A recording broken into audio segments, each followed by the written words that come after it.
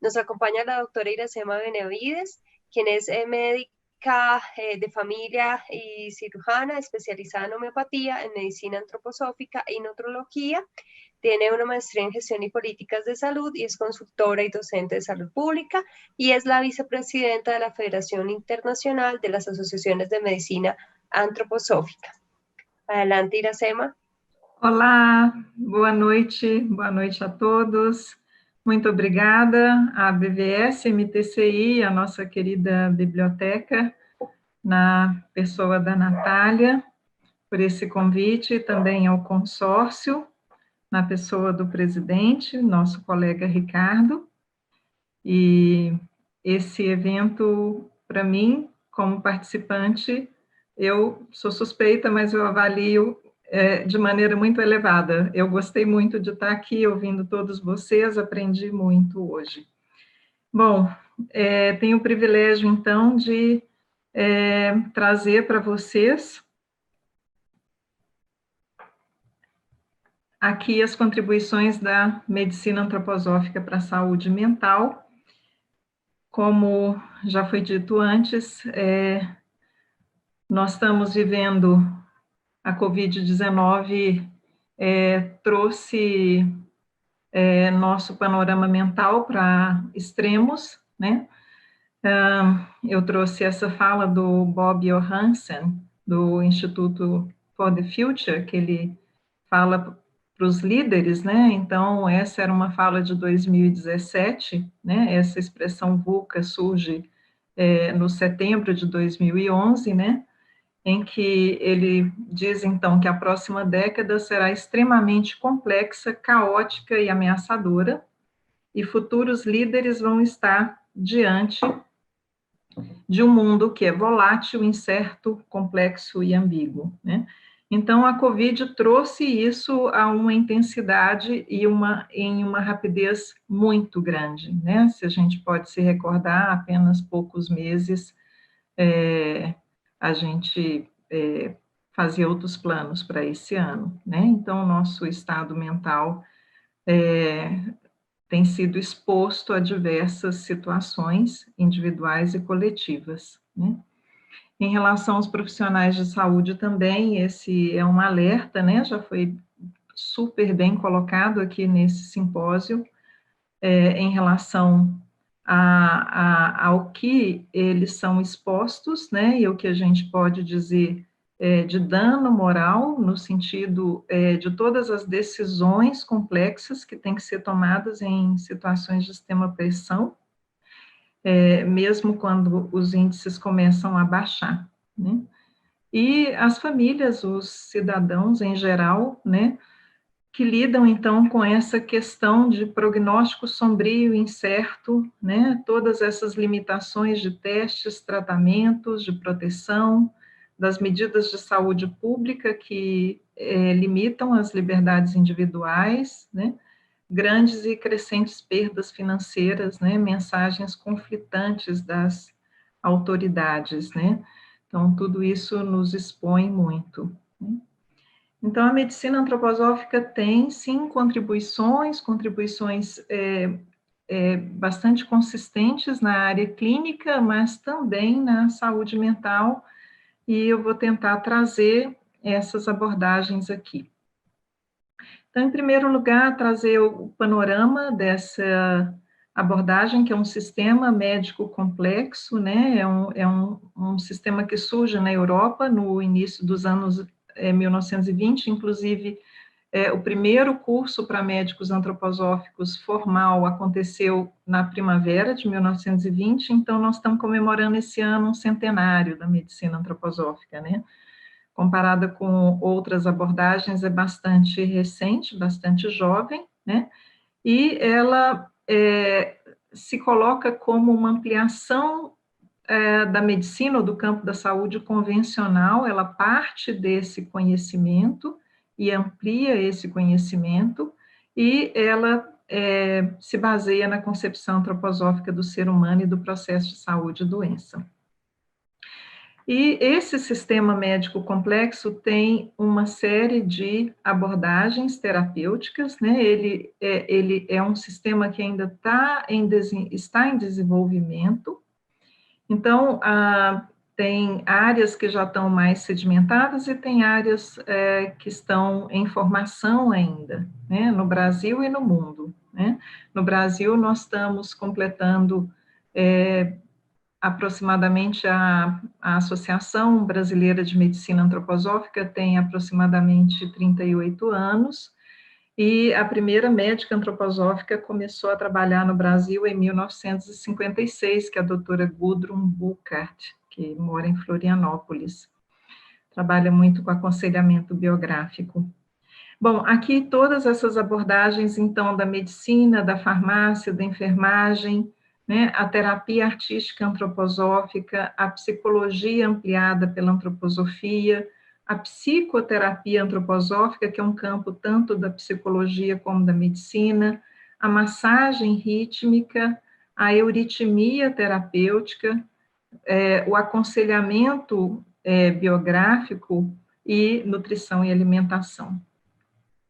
Então, esse conceito eu vou trazer muito rapidamente para poder dar uma base para o que eu vou falar. Então, nós temos um organismo mineral, que significa forma no espaço, né? Um organismo vivo, ou que nos dá uma organização etérica, que é um desenvolvimento no tempo, e nós temos uma parte de alma, organização anímica ou astral, que nos dá toda a nossa vida psíquica, dos sentidos, dos sentimentos, né? E nós temos uma individualidade, nosso eu, ou organização espiritual, e que nos dá a nossa autoconsciência. Então, existem diversas formas de mostrar isso graficamente, essa é uma delas, né? E a gente tem também uma outra forma de funcionamento, que eu diria que é mais uma fisiologia nesse sentido, e que no âmbito corpóreo nós vamos ver isso como sistema metabólico, motor, sistema rítmico e sistema neurosensorial, e no âmbito psíquico ou da alma nós vamos ver o pensar, o sentir e o querer. Então, a vida psíquica, né, nessa concepção, nesse sistema médico, ele divide ou aponta três campos, né? E isso vai ser importante na nossa abordagem, né? E aqui, agora, juntando essas quatro forças formativas, ou quatro organizações, ou quatro corpos, né, com essa fisiologia, no diagrama, vocês podem ver, em que a gente vai ter essa dinâmica acontecendo na saúde e na doença, né? E aí os princípios, né, da abordagem na medicina antroposófica, a gente vai ter sempre uma abordagem individualizada e uma abordagem do contexto daquele indivíduo, né? Um diagnóstico ampliado, além do diagnóstico clínico convencional, um diagnóstico que integra essa perspectiva, uma avaliação da necessidade terapêutica do momento e depois médio prazo, né, e mais também abordagens constitucionais, e sempre que possível a abordagem multidisciplinar, né. Então, voltando àquelas três áreas, né, o pensar, o sentir e o querer, então aqui orientações gerais vamos dizer assim, de preservação desse bem-estar nessa dimensão anímica, psíquica, né? Eu diria que a gente tem que controlar o uso excessivo das mídias digitais, dos recursos eletrônicos, controlar também essa quantidade de notícias negativas, esse impacto das notícias negativas, e existem exercícios, uma série de exercícios que são, inclusive, muito fáceis em relação ao pensar. Vamos ver como é que eu consigo controlar o tempo, talvez dê tempo de falar dos exercícios, trazer o exemplo. Então, eu estou trazendo alguns livros aqui, na editora antroposófica tem livros incríveis, né, de como lidar com essas questões, inclusive das crianças. O Ricardo falou super bem dessa abordagem com as crianças, que é um grande foco de preocupação, né. Em relação ao sentir, né, que é a nossa esfera rítmica, né, nessa esfera nós temos coração e pulmão, que são órgãos rítmicos que têm um movimento constante, né, e onde nós temos acontece essa função vital de troca gasosa, de circulação sanguínea, né, mas também de sentimento, de sentido, né.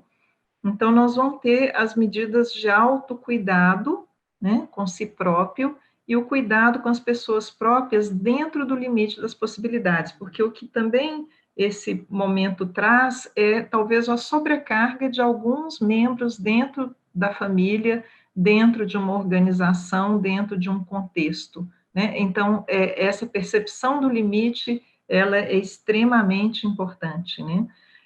A nutrição da vida afetiva, buscando estar em conexão com familiares, amigos, com rede social, buscar conhecer e disseminar também as histórias positivas, né, que histórias que são de recuperação, de superação, como que isso é importante também, né, isso aqui não se trata de fechar os olhos para a realidade, mas de olhar para essa realidade com abertura, com confiança, manter-se positivo, né? E existem exercícios meditativos também que são recomendados para essa esfera do sentir, para controlar medo, angústia, simpatia, antipatia. E nesse terceiro âmbito, então, cuidados com a esfera metabólica e da vontade, do querer, da vontade, né? Então, a movimentação, a atividade corporal, de acordo com a possibilidade, de acordo com as medidas de restrição na localidade, né? A qualidade da nutrição, ritmo e horário das refeições, né? Dr. Jorge Berra trouxe maravilhosamente aí sobre a nutrição, né? Planejar e cumprir uma rotina. Então, esse compromisso, esse é um exercício do querer, da vontade, né? Então, isso é muito importante para conectar, porque essa questão de estar muito preso dentro do ambiente familiar, dentro da casa, né? Leva, às vezes, a uma desconexão com o calendário, com o ritmo, com o que tem que acontecer, né? Sono, horário e qualidade dessa atividade, diversas medidas que podem ajudar o sono, né? Medidas não medicamentosas, e também existem exercícios meditativos para fortalecer o querer, né? E tudo isso, a gente pode dizer que é o seguinte: nós precisamos fortalecer esse eu, esse foco que é da individualidade, e também todas essas outras organizações, né? A organização físico-vital e esses âmbitos da organização anímica, pensar, sentir, querer, né? E então aqui planejar rotinas para o dia da semana, equilibrando as diferentes tarefas, de que essa rotina respire. Isso a gente deveria fazer normalmente, mas nessa situação precisamos fazer ainda mais. Alternar atividades intelectuais com atividades artísticas, de trabalho doméstico, de trabalho manual, movimento corporal e lazer, né? E às vezes só parar um pouco e perceber o movimento da respiração, se conectar um pouco com essa percepção corporal, né? Criar movimentos para ouvir música, para cantar, para tocar um instrumento, para atividades que possam alimentar o rítmico, né? E observar a natureza, mesmo que seja numa casa pequenininha, com uma janela pequena, mas que você possa ter uma plantinha, porque essa planta é um ser vivo, e aí a gente pode observar a natureza nisso. Olhar o céu, um dos exercícios de contemplação, por exemplo, da antroposofia, é simplesmente olhar o céu todos os dias no mesmo horário. Esse é um exercício de goetheanismo, da ciência goetheana, e perceber o céu, perceber o movimento, e isso é uma conexão com a natureza, né? Bom, e agora falando um pouco da abordagem medicamentosa, Ricardo já citou o briófilo calicino, né, Kalanchoe, e nós podemos usar na forma de tintura-mãe, vegetabilizado ou triturado, medicamento que atua extremamente bem na ansiedade, no estresse pós-traumático, no estresse em geral, né, ajuda no sono também, né, auro metálico e preparato em ferro metálico, preparato, um ferro sidéreo, e tem outras classificações do ferro, são próprios da farmácia antroposófica, né? E são medicamentos que fortalecem muito a esfera rítmica e são importantíssimos para o medo, para o pânico, para o terror, para a insegurança, né? Aqui um medicamento também, que é um composto, praticamente fitoterápico, a concentração é bastante potente, e temos então prímula e ociamos e onopordon, que formam o cardiodoro, um remédio extremamente importante também para essa área do sentir. E essa área é a área que organiza aqueles dois polos, o neurosensorial e o metabólico. A saúde, ela vem dessa área do meio, né? Então, outros medicamentos já foram citados antes, né, e por outras pessoas, e aqui os óleos na antroposofia a gente usa nas aplicações externas, geralmente numa concentração a 10%, né, de óleos com qualidades, né, bastante orgânicas e etc., né, e particularmente eu recomendo o óleo de lavanda e o de rosas, né, e a pomada de aurum lavanda na região da área topográfica do coração, e a pomada de oxalis na região do chakra solar, que ajudam bastante em todo esse processo de integração da alma, né, do psíquico com a corporalidade, com o físico etérico e com o eu. Eu queria recomendar esse site, que é um site, um vademecum, de aplicações externas, e tem em 4 ou 5 idiomas, algumas monografias, excelente, que explica como que são as aplicações externas na antroposofia, que a pele é um grande órgão de tratamento, né? Então, eu queria agradecer a vocês essa oportunidade, né, trazer aqui a criança, novamente, nessa apresentação, e a gente trabalha muito com as crianças na pedagogia Waldorf, na medicina escolar, trabalha o sentimento de veneração. Esse sentimento de veneração, ele vai ser fundamental para a criança desenvolver um senso de amor no futuro. Então, eu trago aqui, no fechamento, esse verso, que é um verso que na pedagogia Waldorf se faz à noite, mas que pode fazer em qualquer momento, né? Da cabeça aos pés sou a imagem de Deus, do coração às mãos sinto o hálito de Deus, falo com a boca, sigo a vontade de Deus.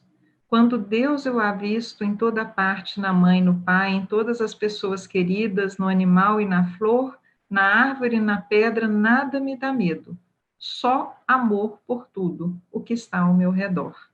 Então, é terapêutico para as crianças, mas é terapêutico para os adultos também, porque a gente precisa sentir confiança, né, e esperança. Muito obrigada.